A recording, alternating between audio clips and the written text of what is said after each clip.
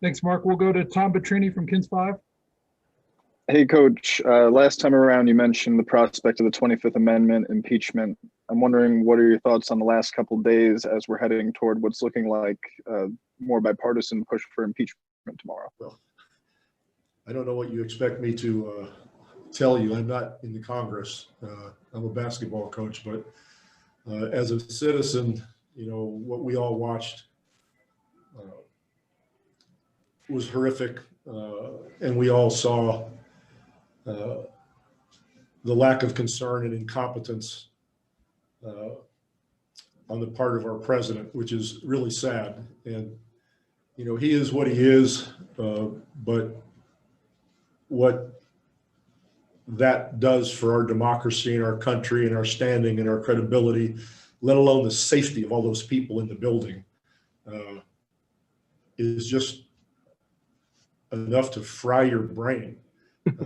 Just something that you can't even conceive of. So to see people like Liz Cheney come out today and say what she said really warms your heart that, she's a Republican. Trumpism is a cult. She's a real Republican. I'm a Democrat, but her values are just as important as my values. And that's what you talk out. That's what you compromise on. But crazy nuts, whack job, lies, and conspiracy theories have gotten us to this point. And it would be laughable if it wasn't dangerous and sickening to watch people like McCarthy and Meadows and Hawley and Cruz talk about we shouldn't do an impeachment because that might be divisive. I mean, it's hilarious the level of hypocrisy that they will reach and the shame that they would not feel.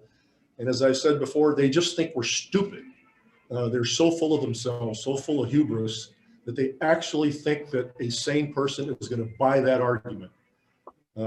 So the fact that there'll be an impeachment beginning tomorrow is the least that we can do, because I don't have a lot of faith that the 25th Amendment is going to be invoked. But this impeachment will say a lot. And if anything, it will bring people together rather than be divisive, because it will bring people who have thought a different way and realize what Trump can really do and who he really is. So I'm all for it. I think it's a good move. Thank you. Let's go to Jeff McDonald from the Express News. This is probably another question that might be unanswerable due to the COVID regulations, but has DeMar given any indication about when you might expect him back, or how long he might need to be away? If the situation stays the same today and tonight, I think there's a good chance he's going to fly back to us tomorrow.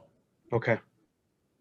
Thanks. He's in a real difficult situation with his dad. So we want him to stay as long as he has to. But at this particular point, he thinks that might be the appropriate thing to do. But, that could change. Okay, thanks. Thanks, Jeff. We'll wrap things up with Melissa Rowland from Fox Sports. Hey, Pop. Before Trump, has any other politician inspired you to weigh in so heavily on politics, or is that just a special honor reserved for Trump? I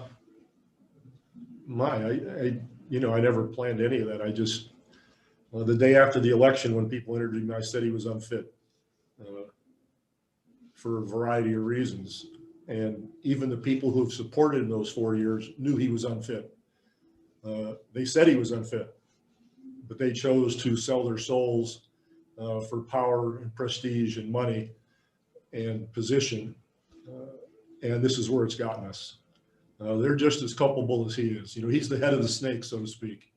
But they're just as culpable. They promulgated the lie and got his supporters to believe in the lie, a lie that they didn't even believe in, but were willing to use.